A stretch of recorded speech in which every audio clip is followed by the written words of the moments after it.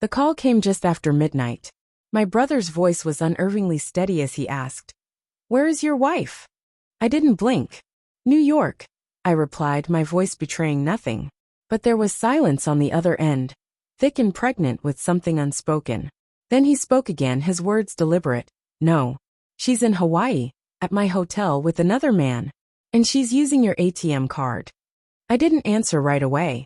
I just stared at the ceiling, my eyes tracing the cracks in the paint, counting the seconds. 3, 4, 5. The weight of the words didn't hit me as I expected. My stomach didn't twist, my heart didn't race. I felt nothing, almost as if a switch had been flipped inside me. Something colder than rage, a sharp, calculated chill that I couldn't shake off. "I'll take care of it," I said, my voice calm and detached. Then I hung up. That night sleep eluded me. My mind churned in the dark, but not with anger. Instead I planned. I thought of Claire, the woman I had married 5 years ago. We met in law school, and from the very start, she was magnetic, brilliant, sharp, driven. The kind of woman who made everyone around her stand a little taller. I fell for her the moment we met.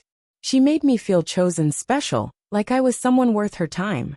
We built a life together, one filled with polished routines, joint accounts, and travel. Smiles in front of dinner guests. A partnership that looked perfect on the outside. We had no children, not yet.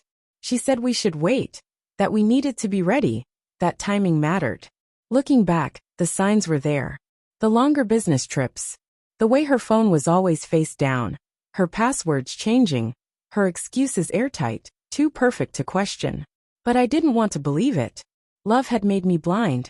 No worse, love had made me willfully stupid. She told me she was flying to New York for a summit.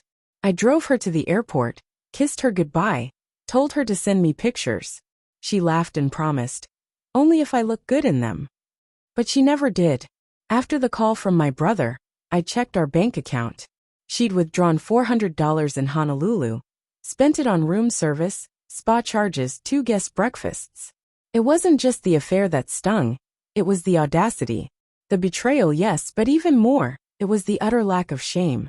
I opened our home safe. Her passport was gone. My spare credit card? Gone too. Still, I didn't confront her, not yet. Instead, I sent her a text. Asterisk, hope the conference is going well. Miss you. Asterisk, she replied an hour later. Asterisk, busy but productive. Love you. Asterisk, the irony hit me like a slap.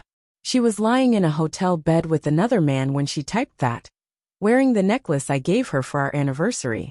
I saved the message. I called my brother again. I asked him for the hotel's room number, the names of the staff, the security cameras. He gave me everything. Everything I needed to move forward. He even snapped a photo of her by the pool, laughing, her head thrown back. I stared at that photo for a long time. Then I started writing. Not an email, not a letter. A plan. Revenge, I realized, isn't about rage. It's about precision. I began with the accounts. Quietly, I transferred our joint savings into an individual account she couldn't touch. I froze the missing ATM card. Flagged the charges in Hawaii as fraudulent. The refund was instant. Then I called a lawyer, a friend of mine, and told him everything. Infidelity. Misuse of funds. I sent him the screenshots, timestamps, receipts. We drafted the divorce papers that same day. Ironclad. Asset separation in my favor. Evidence-based. No room for negotiation. Then, I called the hotel in Honolulu and booked a private investigator. I paid extra for discretion. He followed them for 24 hours, capturing photos, videos, timestamped logs. It wasn't just a fling. It was a full-fledged affair. Romantic dinners and ocean view suite, her hand in his pocket. And the man, some startup guy, young, flashy, broke. Perfect for her. I couldn't confront her yet. But everything was in motion now. I sent him an anonymous tip. Just a few words and some photos that told a story he needed to know. Claire was married. It wasn't long before his Instagram went dark. Then I waited. The next morning Claire called. There was panic in her voice, raw and unfiltered. Someone canceled the room, she whispered. And the cards aren't working. I can't reach the bank. What's going on? I kept my voice flat, distant. You tell me. How's New York? There was a long silence. A beat, maybe two. Then, I can explain. No need. I cut her off. I already did. To my lawyer. She gasped, her breath sharp. You what? I let the weight of the words settle. Let her stew in the realization. You used my name, my money, my life, to cheat on me in plain sight. You wanted freedom, Claire. You got it. But this was a mistake. Her voice cracked, a desperate attempt to make it sound like it wasn't what it was. He means nothing. You charged a spa day to my card, I said coldly. You left your wedding ring in our bedroom drawer. Don't insult me with these amateur lies. She started crying, the sound of it piercing the air. But I didn't care. That part of me was already gone, stripped away. I had already sent him the photos, the damning evidence. He knows you're married, I said, my voice void of emotion. He's gone, isn't he? She didn't answer. I already knew. You'll be served tomorrow, I continued. Sign quietly, or this goes public. There was no confrontation. No yelling. No throwing things. It wasn't messy like the films made it out to be. It happened in silence, in the cold efficiency of notarized papers. The moment of finality came when I saw her signature. Her hand trembled as she signed, the pen quivering with uncertainty.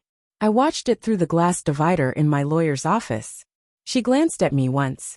It was a fleeting moment, but there was something in her eyes. Maybe regret. Maybe a plea for mercy. But I had buried that part of myself long ago. The part that could have felt pity. The part that could have cared. You're sloppy, I said, my voice cutting through the tension. Next time you betray someone, be smarter. That was the last thing I ever said to her. I didn't burn her clothes. I didn't scream. I didn't beg.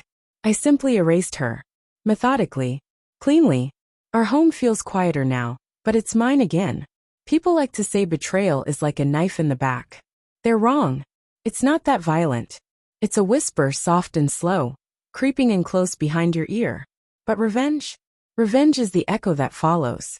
It's sharp, precise, unforgettable. She had painted her lies in bold strokes, thinking no one would notice. I signed her downfall in silence, in ink, and in finality.